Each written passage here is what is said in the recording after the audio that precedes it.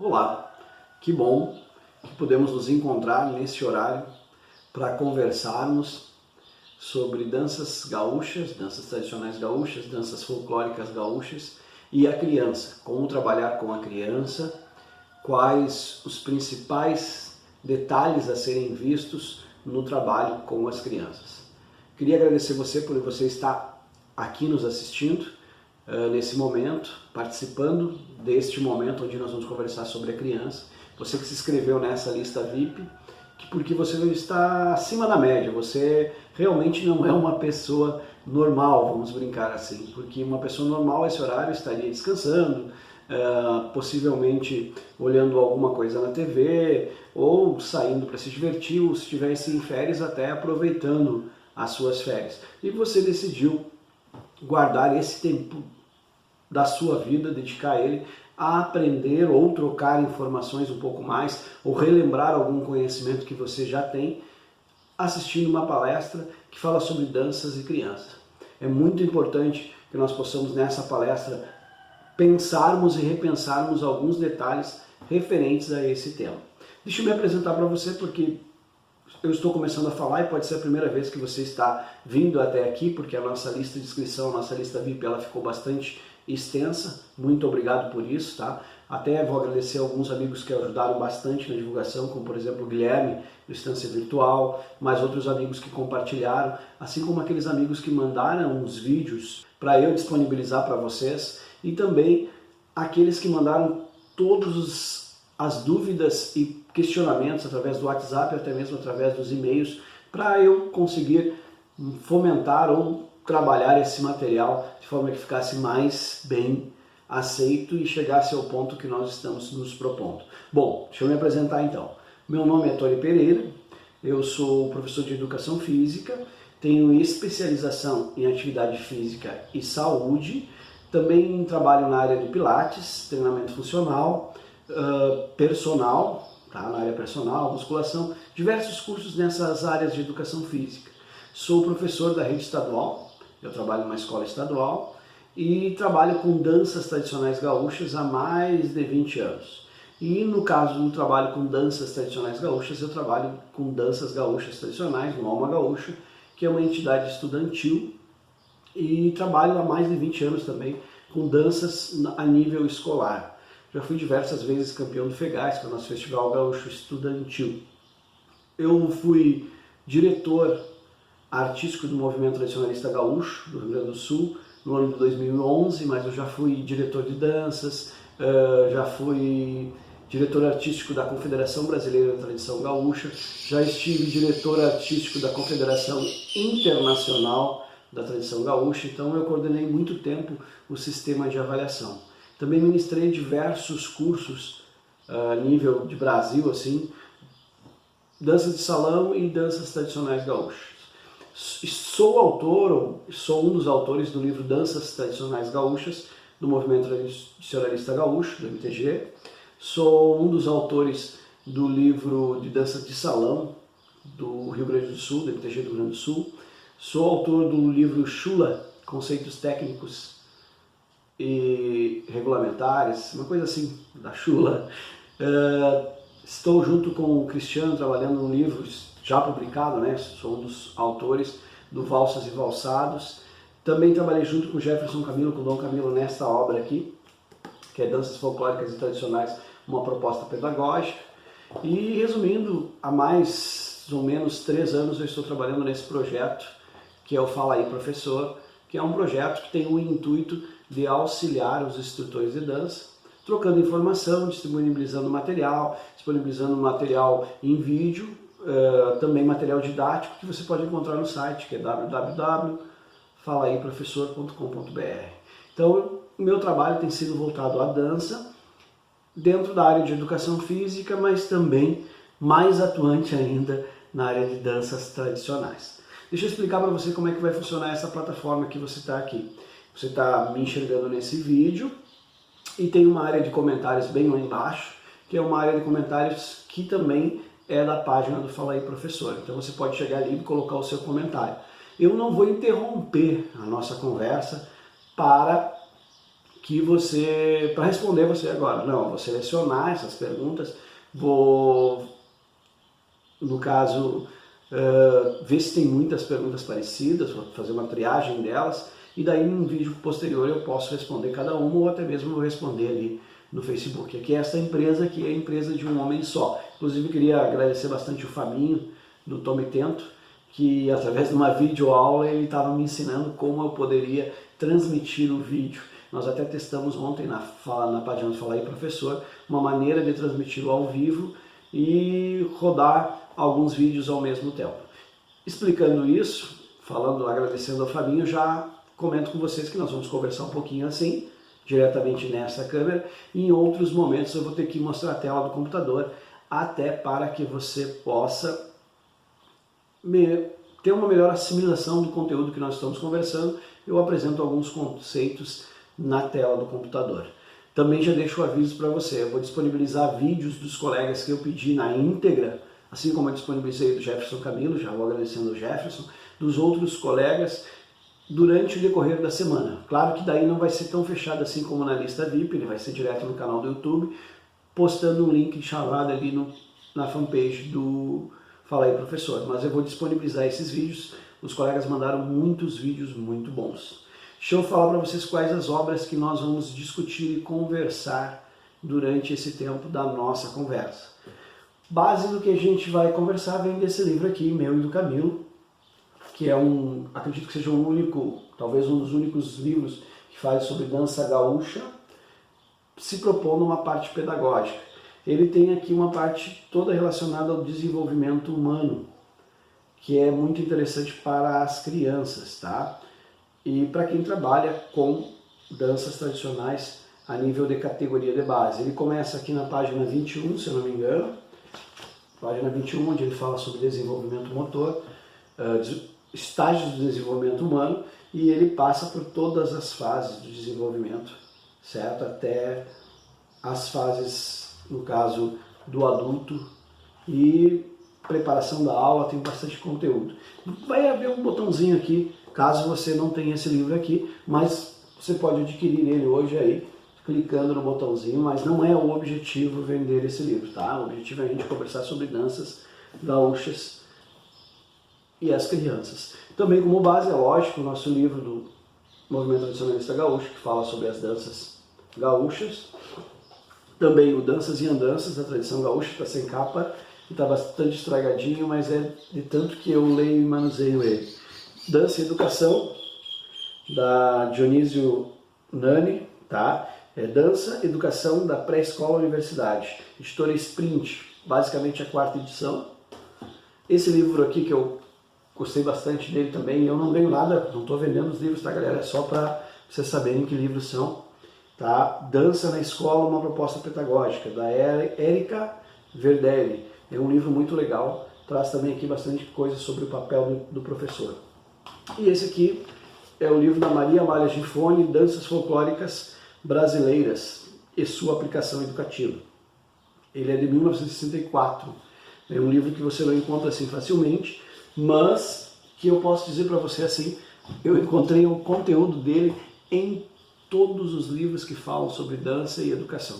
Sempre citam esta Maria Amália Gifone, essa educadora que escreveu Danças Folclóricas Brasileiras e diversos livros nessa área. Se você procurar, você vai encontrar em alguma livraria de sebo ou até mesmo na internet. Um ótimo livro. Eu já ia me esquecer. E esse aqui eu também tenho usado, tá?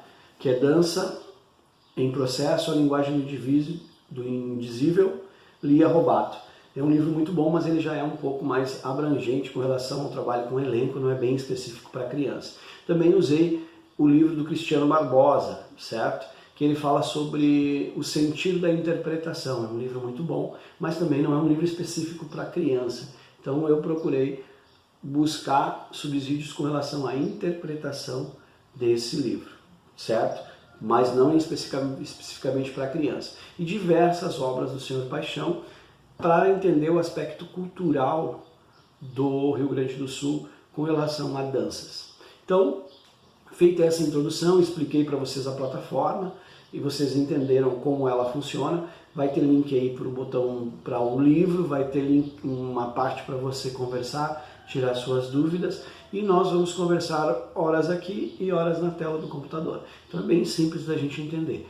Por exemplo, agora eu vou começar conversando com você sobre corporeidade. E para isso nós vamos olhar um pouquinho a tela do meu computador.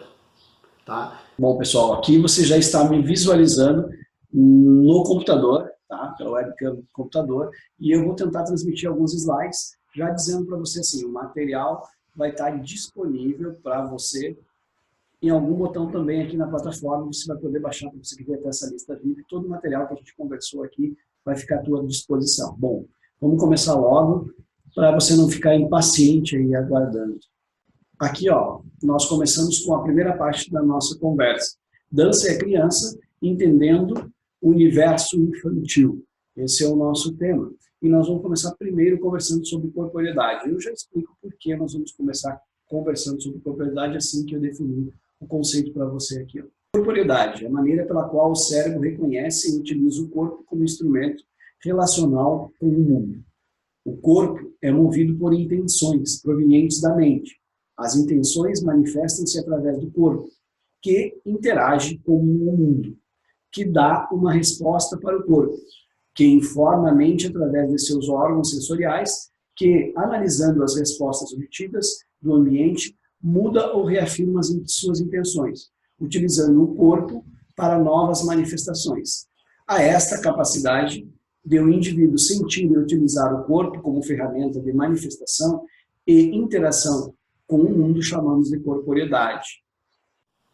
Bom, nós conversamos sobre corporeidade. E ao conversar sobre corporeidade, a gente começou a entender que a criança, ou o ser humano em desenvolvimento, ele aprende muito com o corpo. E às vezes a gente não consegue entender esse universo infantil e não consegue entender essas fases desse desenvolvimento. E aí nós temos que apertar o nosso próprio calcanhar, vamos dizer assim, o nosso próprio problema. O que acontece normalmente? A grande maioria dos instrutores de danças, eles são dançarinos da adulta, ou foram dançarinos de todas as fases, mas aprenderam com um instrutor. Então ele é um instrutor que veio da categoria adulta, ou até às vezes um dançarino da categoria adulta, que começa a dar aula para as categorias de base, porque acredita que as categorias de base é mais fácil, e desta forma ele consegue começar o seu trabalho. Então ele quer começar pelas categorias de base. Também as entidades que querem ter uma certa economia, e daí o que elas fazem? Elas pegam um dançarino, um casal de dançarinos e colocam na categoria de base. E o que esse dançarino faz normalmente? Se ele não tem uma formação para o trabalho de educador ou uma formação acadêmica para trabalhar com crianças, ele pega toda aquela metodologia que ele aprendeu com o seu professor, que também não, às vezes não era um educador ou não era desta área, e ele aprendeu alguns métodos de ensino e alguns métodos, às vezes, de treinamento intenso para um festival ou para outro, até mesmo para o Enarte, e ele pega aquelas técnicas e ele aplica nas crianças, porque é a maneira que ele aprendeu. E aí ele começa na tentativa do acerto e do erro, né? Para, empiricamente, ele descobrir a melhor forma dele trabalhar, ele conseguir desenvolver o trabalho dele com crianças. Muitas vezes ele não sabe o que a criança aprende através do corpo e alguns detalhes em específico. Então esse é um dos problemas que nós temos. Os nossos instrutores, a grande maioria, não leve a mal se você vem dessa fase, mas você já é uma pessoa diferenciada, você está aqui para discutir sobre a dança e a criança, e a grande maioria dos professores não tem esta formação. E isso é a nossa realidade, não adianta nós fugirmos disso. Também, entendendo corporeidade, nós entendemos que a criança se comunica, se manifesta através do corpo e ela aprende através do corpo. Ela tem um universo. E a gente começa a notar que estamos cobrando que nós tenhamos que dançar como criança. Só que ninguém tem uma ideia básica do que é dançar como criança. E aí o que acontece? A grande maioria das pessoas que atuam dentro do movimento, com o objetivo de participar de competições, eles começam a se preocupar com a avaliação. E eu vou dizer, partindo de mim mesmo, das pessoas que eu conheço, até porque eu trabalhei muito tempo com avaliação, instruindo avaliadores e trabalhando nesta área, queria dizer para você assim que é muito raro encontrar uma pessoa que saiba avaliar danças de crianças. Hoje, nós temos também que ser realistas que nós não estamos preparados para avaliar crianças, são poucas pessoas que têm essa possibilidade. Precisamos voltar o movimento tradicionalista para isso. Se nós queremos que as crianças sejam avaliadas, nós temos que preparar pessoas para avaliar. Não quero dizer com isso que os professores, os avaliadores não tenham uma boa preparação. E os avaliadores se preparam muito para avaliar, mas sempre voltado à categoria adulta, sempre voltado ao festival maior. Precisamos agora virar para o lado das crianças e ter uma avaliação que entenda como a criança dança, tá? E nós também, enquanto instrutores, precisamos buscar esse caminho e tentar entender. Hoje não adianta ser hipócrita, dizer para você, dance como criança, e você chega ali e não é avaliado assim, e acaba o resultado não vindo de acordo com aquilo que você precisa, e os resultados são importantes em algum momento. Claro que não é esse o objetivo do professor. É muito comum o instrutor, por não conhecer essas fases do desenvolvimento, pular essas fases ou antecipar alguns ciclos, querendo que a criança desenvolva algum movimento que ela ainda não está preparada para desenvolver.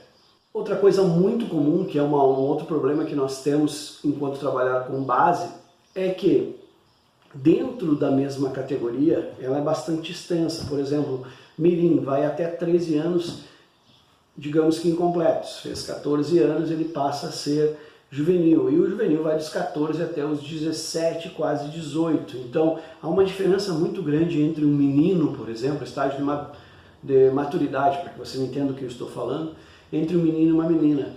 O que eu quero dizer é que a criança, em termos gerais, o menino e a menina sempre amadurece um pouco mais cedo com relação aos movimentos e ao desenvolvimento motor. Então isso faz com que nós tenhamos uma diferença, não só do menino de 6 anos para o menino de 13, como da menina de 6 anos para a menina de 13, como também dentro da própria idade, entre 7, 8, 9, uma diferença de comportamento e de desenvolvimento dentro da própria categoria. Isso também acontece no juvenil. Imagina uma menina com 14 para uma menina com 17. É uma diferença bastante grande, o nível de desenvolvimento e também o processo que acontece da interpretação dentro de um grupo, tá? Dentro de um grupo que a gente trabalha com categoria de base. Então são basicamente esses problemas que a gente tem. Falta de conhecimento para trabalhar com a corporeidade, a falta de uma avaliação adequada e a falta de conhecimento sobre esse desenvolvimento. Isso aí nós vamos conversar devagarinho, com calma, sem ser muito maçante. Eu sei que é um conteúdo bastante denso, ficar um tempão conversando sobre danças, mas é necessário que se saliente esses problemas que nós temos. Mas não se preocupe, esse problema não é específico do CTG ou das danças gaúchas. Esse é um problema básico do ensino.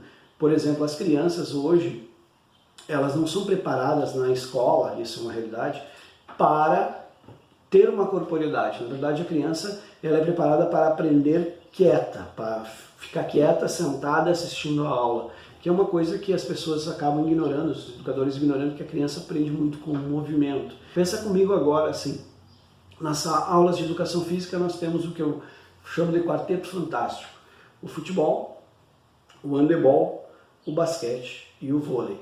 São esses 4 esportes que normalmente se trabalham nas escolas. É uma realidade brasileira quando o professor não joga simplesmente a bola. O que acontece com isso? Nós deixamos de trabalhar várias condições motoras da criança. Então isso também acontece na dança.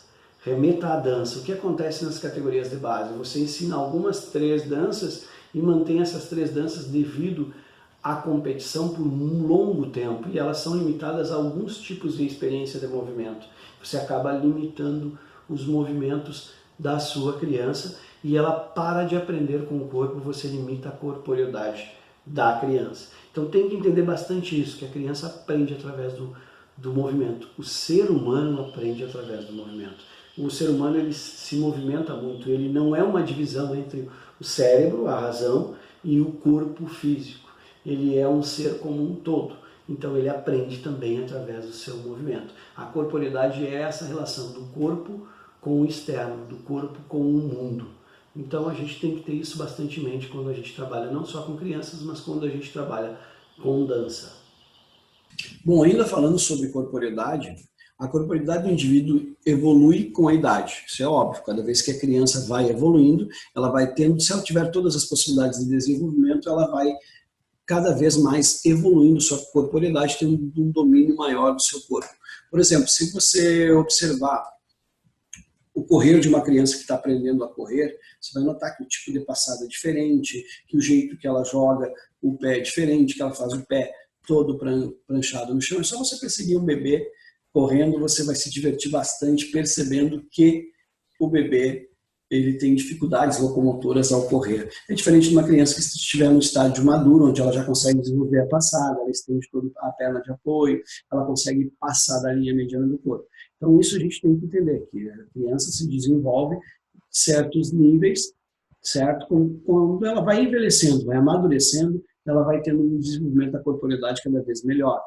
É óbvio, mas é necessário que a gente destaque. Com relação a essa evolução da corporeidade, é lógico que a corporeidade do recém-nascido é totalmente diferente daquela da criança de 10 anos, do adulto ou dos idosos. A do homem é diferente da mulher, a gente tem que perceber que há diferenças no corpo do homem e no corpo da mulher, principalmente na região do quadril, a gente vai perceber isso, a menina tem o quadril aberto para a gestação e o homem tem o quadril fechado. A cintura pélvica, no caso, é diferente. Então, a locomoção e o tipo de movimentação é um pouco diferenciado entre meninos e meninas. Não estou dizendo com isso que um é superior ao outro. Não é esse o caso. É que são diferentes. Como a do homem é diferente da mulher, como a do indivíduo com uma patologia é diferente da que possui quando o indivíduo é aparentemente saudável. Quer dizer com isso, existem algumas pessoas que têm alguns tipos de patologias que dificultam a corporeidade, certo? Alguns tipos de deficiência, como pode ser visual, auditiva, que também dificulta. É muito interessante quando a gente olha uma Paralimpíada, por exemplo, e a gente vê um cego correndo e disputando a Paralimpíada, correndo perfeitamente, né? Com seu guia e tudo ali. Mas a gente não entende que existe um processo até aquilo ali. Imagina quando você vai trabalhar com uma criança que não enxerga, e ela tem ali por volta de 13, 14 anos e nunca enxergou, mas também o pai e a mãe, por proteção, por cuidado, nunca deixaram ele executar uma corrida. Quando você coloca ele para correr, você vê que ele não tem a mínima noção. Então, como a gente trabalha isso? Às vezes com uma corda, ele segura a corda, ele vai e volta correndo para que ele tenha uma segurança e para que ele aprenda a passada. Então, o desenvolvimento motor e a corporeidade dele é um pouco diferenciado da pessoa que tem o recurso da visão, para que você entenda onde a gente quer chegar conversando sobre corporeidade. Corporeidade, ela transcende, eu gosto de dizer que ela transcende alguns fatores. Por exemplo, ela transcende os fatores biológicos. O que eu quero dizer com isso? A criança de 10 anos atrás é totalmente diferente a corporeidade da criança de hoje. Então, a criança vem evoluindo com o tempo. Então, ela transcende os aspectos biológicos dela, a corporeidade. É lógico que um padrão motor existe de acordo com as idades. Mas hoje, por exemplo, você pode perceber que se você entregar um celular para um bebê, ele já sabe que ele tem que passar o dedinho para ele descobrir coisas novas ou para trocar o desenho que você colocou para ele. Então, ele transcende as características biológicas, muitas vezes, a corporeidade.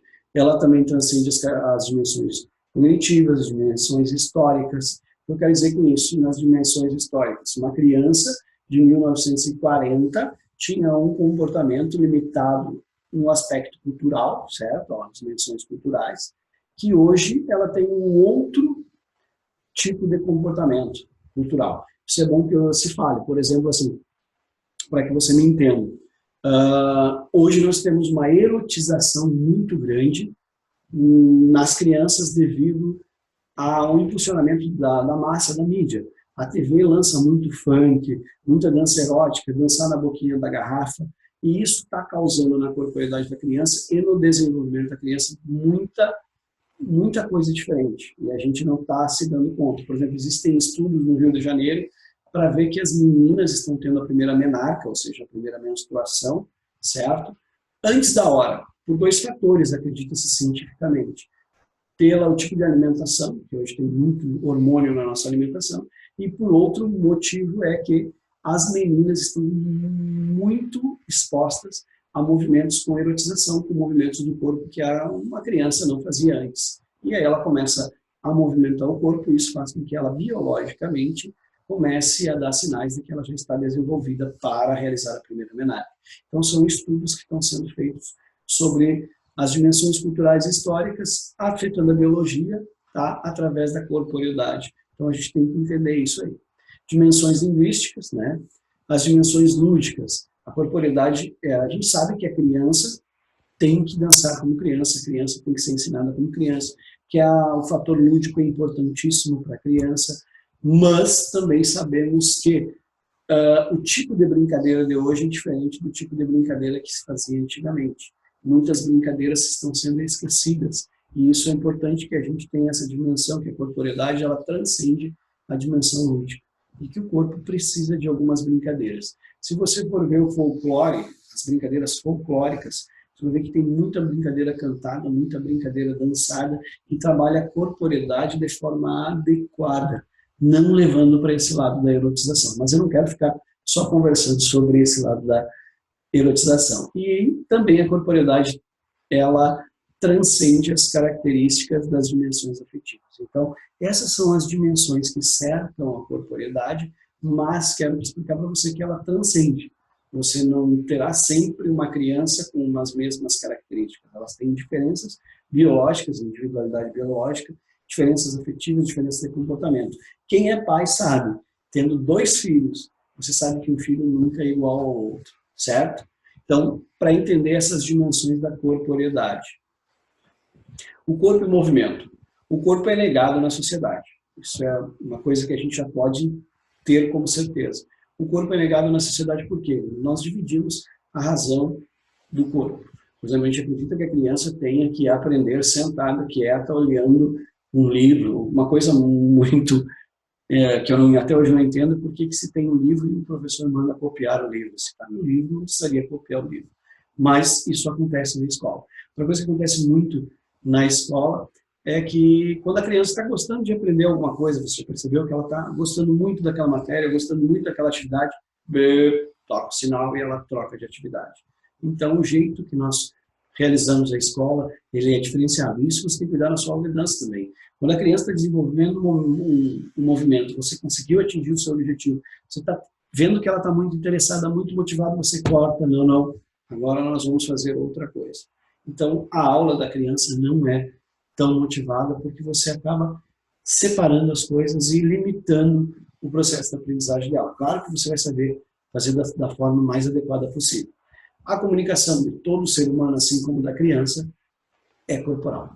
Nós nos comunicamos com o corpo, com a nossa presença, com a nossa conversa, nós gesticulamos ao falar, nós precisamos do corpo para nos comunicar. É lógico que se você tiver uma deficiência e faltar uma parte do corpo, você acaba adaptando ou super desenvolvendo outras partes para aquela limitação que você tem. Corpo é expressão de tudo, feliz, triste, etc. Essa parte é interessante. O que eu quero dizer com isso? O corpo não é subdividido em partes. Eu não estou alegre e feliz no rosto, eu sou alegre e feliz no corpo todo. O meu corpo em todo demonstra alegria, o meu corpo todo demonstra felicidade, assim como o meu corpo todo demonstra tensão quando eu estou tenso. O meu corpo todo demonstra tristeza se eu estiver triste. Isso é um erro muito básico, nós trabalhamos segmentados. Pedimos para que a criança sorria quando ela não está se sentindo feliz, porque é uma obrigação de sorrir. E você não criou aquela motivação para o sorriso. A gente pede para que ela cante muito alto para parecer vivo. E até a Júlia que está em Candiota, mas trabalha em outros municípios, me mandou uma das questões dela, que é bastante interessante, que por que as crianças precisavam cantar tão alto que eles já estavam tendo problemas na voz, os dançarinos da mirim dela. Então, veja o tipo de trabalho que a gente faz, a necessidade que a gente precisa voltada para uma competição. Quando, na verdade, a criança não queria cantar daquela forma, ela estaria cantando de uma outra forma. Conhecimento técnico e compromisso com o educador. Bom, Nós, enquanto professores, se nós nos dispomos a trabalhar com a criança, nós precisamos ter esse conhecimento técnico. Por isso nós estamos conversando hoje.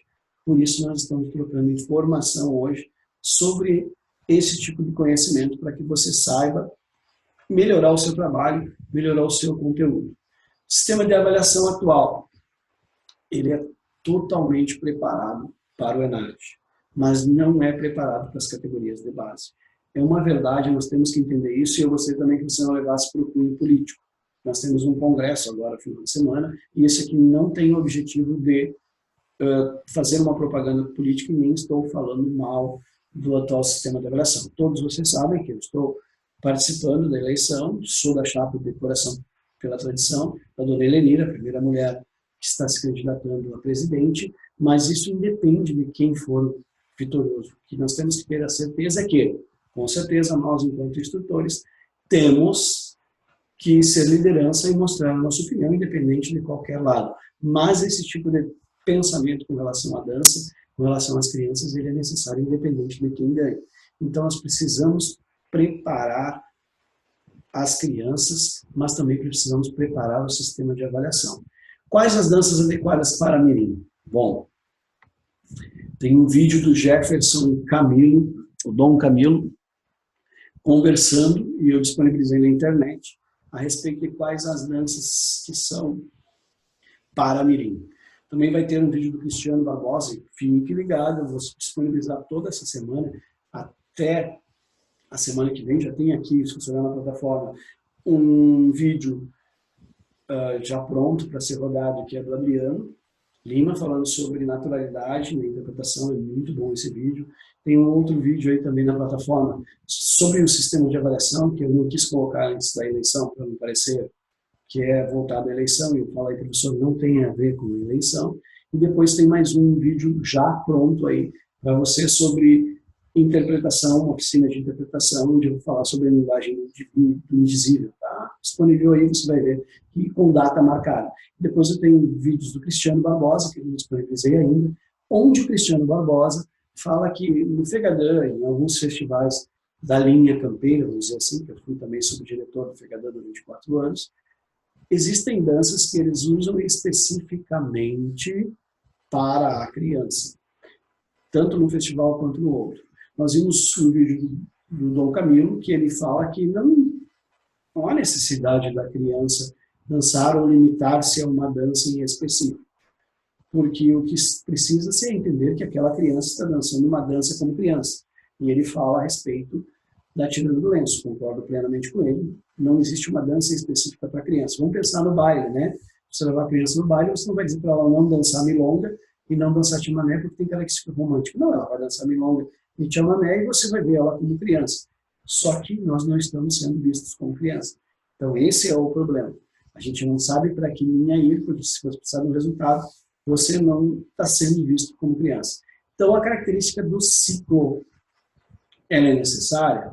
Vamos primeiro responder a primeira pergunta que eu confundi um pouco. Existem danças específicas para criança? Não deveríamos taxar danças específicas para criança. Isso não tem nada a ver com o regulamento do Festival. Parabéns ao Piada Sul, que está desenvolvendo o regulamento dentro das condições que eles acreditam que aquelas pessoas conversaram para chegar a esse regulamento. O que eu quero dizer é que existem danças, sim, que precisam de um desenvolvimento motor e de uma qualidade física adequada para poder executar. Então, elas não são adequadas no desenvolvimento motor e na capacidade física, nas habilidades motoras da criança. Não existem crianças fracas. Quero dizer isso bem claro. Mas não vai fazer porque é fraquinho. Não. Existem crianças mal trabalhadas, assim como não existem idosos fracos.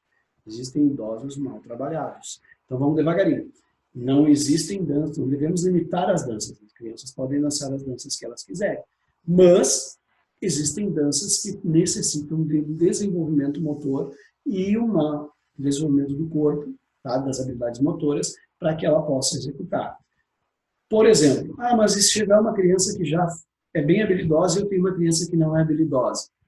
Vou dar um exemplo do vôlei. Se você está ensinando vôlei, saque por baixo, tá? Saque tradicional por baixo, para que todas as crianças saibam dar saque. Aí chega algum aluno mais avançado e diz, professor, eu sei dar saque por cima, já sei dar até o saque viagem, mesma idade, mesma categoria, você diz para ele, não, você vai dar saque por baixo. Essa criança fica desmotivada. Então, o que você precisa? Adequar a sua aula para que você consiga desenvolver aquele que tem mais proporção de habilidade, tá? Um nível de desenvolvimento maior, e um tipo de aula para aquela pessoa que precisa de uma atenção maior. O que acontece no CTGs é exatamente o contrário. A equipe que dança bem vem para a sala e a equipe que não dança bem fica na pedra, se vira na pedra, não tem atenção, muitas vezes o professor não vai lá, porque ele tem que cuidar daquele grupo principal. Então aí já está um erro do nosso tipo de trabalho. Conseguiu entender? Conseguiu pegar essa ideia? Então, voltando para o nosso tema, para a dança da criança, nós precisamos estar preparados, sim, na avaliação. Existem danças que são mais adequadas para a execução de acordo com a habilidade motora, mas a nível de dançar, a criança pode dançar qualquer dança, não se existe uma dança em específico de criança. Mas cuidar que uma criança, que nem falou o Dom Camilo, quando estiver dançando uma tirana, ela não tem a intenção da sedução e do romantismo. O avaliador tem que entender isso também. Claro que você vai escolher as danças de acordo com a habilidade motora dos seus dançarinos. Cuidar das fases de desenvolvimento, isso aqui é muito importante. Não podemos pular as fases. Nós possuímos poucos instrutores com conhecimento adequado para trabalhar com a criança. Temos mais treinadores do que educadores. Nós estamos muito voltados para a competição. Você tem que ter uma atenção maior, porque você planta quando é criança e colhe quando é adulto. Se você for muito voltado para a competição e não souber valorizar o trabalho da criança, você vai ter lá no futuro um adulto voltado especificamente para a competição, extremamente competitivo, e que não vai entender o desenvolvimento motor. Valorize todo o aprendizado da sua criança, todo da sua criança ou do seu jovem. Nem tudo está errado. Ele pode ter errado algumas coisas, mas ele pode ter melhorado outras. Por exemplo, você diz, não faz isso, está muito errado. Pô, tu não aprende nunca, cara. Começou a dar um estigma para ele, tu colocou um aplicativo nele que sempre ele vai pensar que ele erra sempre e que ele não aprende nada. Então você tem que ter o cuidado dele. Não, olha, muito bom esse movimento e aquele movimento que você está fazendo, mas esse aqui nós precisamos trabalhar um pouco mais. Veja só, você deu um outro tipo de exemplo. Então, não pular as fases.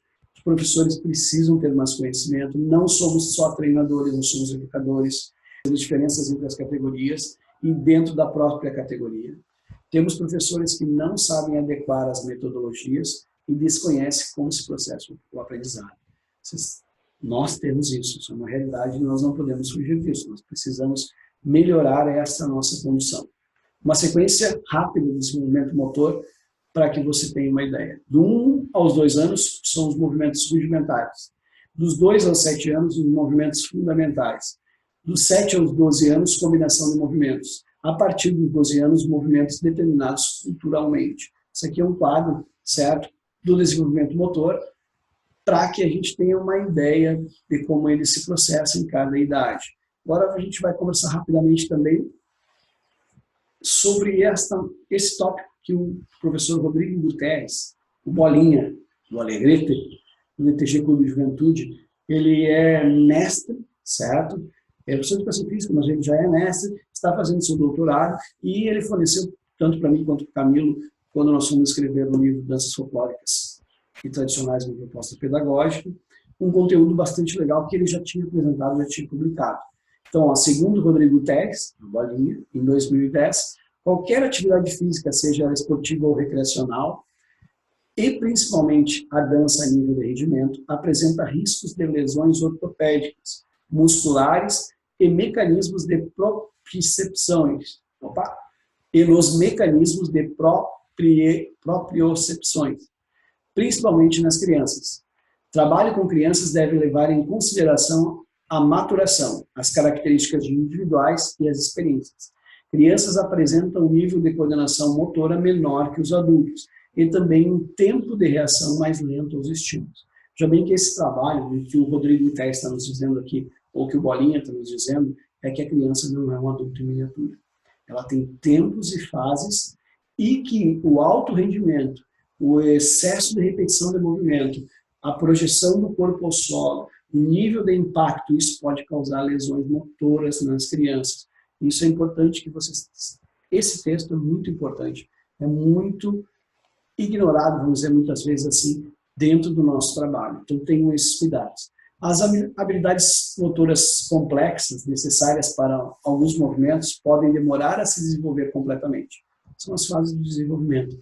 Às vezes você quer que a criança gire, pule, faça o passo de rancheira, ajoelhe a tesoura da chimenta balão ou balão caído. E o que acontece? Ela não está preparada para esses movimentos, então ela acaba executando, porque você fez ela executar, mas ao mesmo tempo ela vai fazer o quê?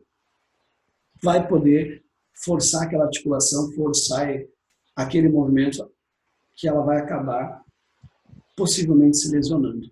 Tá? A articulação dela não estava preparada para aquele movimento. A criança faz, ela não é fraca? Não, não é fraca. Se você desafiar, ela faz cada vez mais. Dica, trabalhe com criança, motivação. Sempre crie brincadeiras desafiadoras. Sabe, o duvido ajuda muito, duvido você conseguir fazer. Bom, com relação a qual método usar, isso é uma pergunta bastante, que as pessoas fazem bastante. Tony, qual o método, como eu devo trabalhar? Essa é a pergunta que as pessoas fazem muito sobre danças tradicionais quando trabalhado com criança.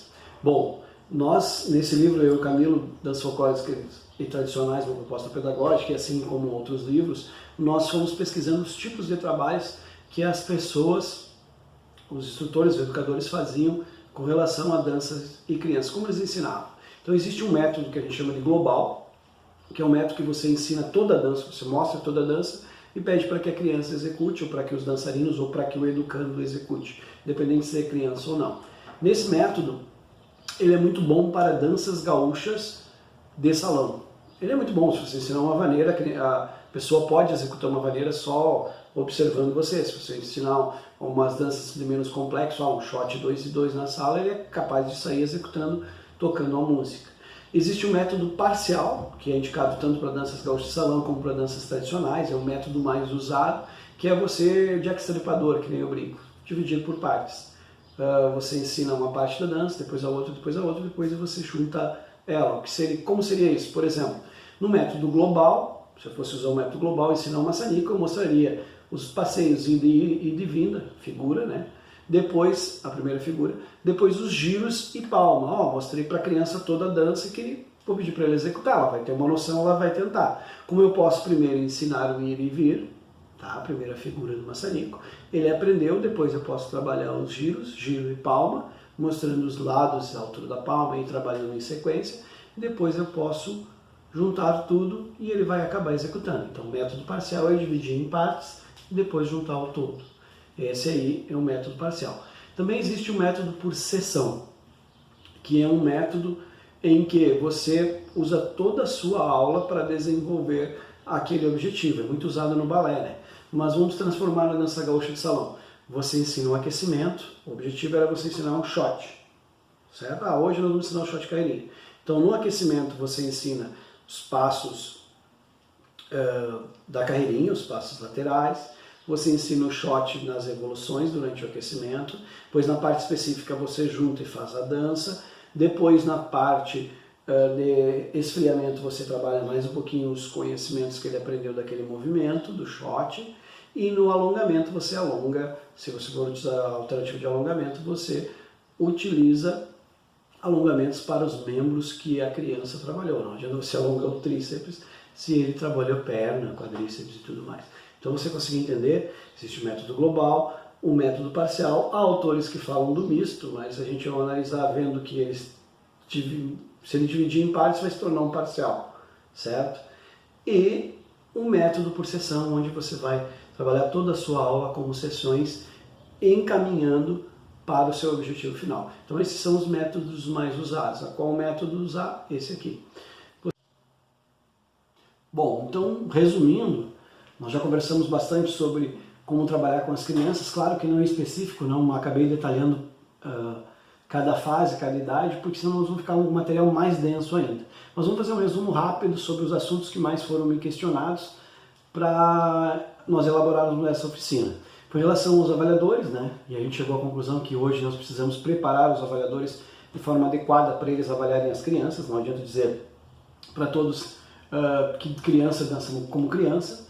Nós também chegamos à conclusão que a criança tem que dançar como criança e tem que ser educada e respeitada dentro do seu universo infantil e ser mais trabalhada de forma lúdica. Quais as danças adequadas para as crianças? É a pergunta que mais foi feita. E não existem danças específicas para as crianças com relação a criança pode dançar qualquer dança desde que ela seja vista como criança.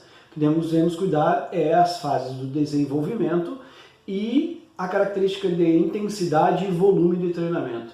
Se você der uma intensidade muito alta, ou seja, danças que exigem muito da criança, o volume tem que ser pequeno. Se você colocar um volume muito grande, a intensidade tem que ser pequena.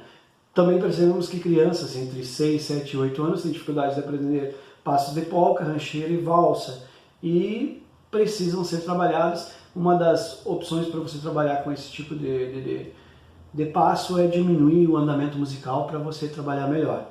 Depois, para não pular as fases, né, da criança, que muitos professores têm esse problema, eles pulam as fases do desenvolvimento da criança e pulam de um movimento para o outro que a criança não está preparada ainda para adequadamente aprender aquele movimento.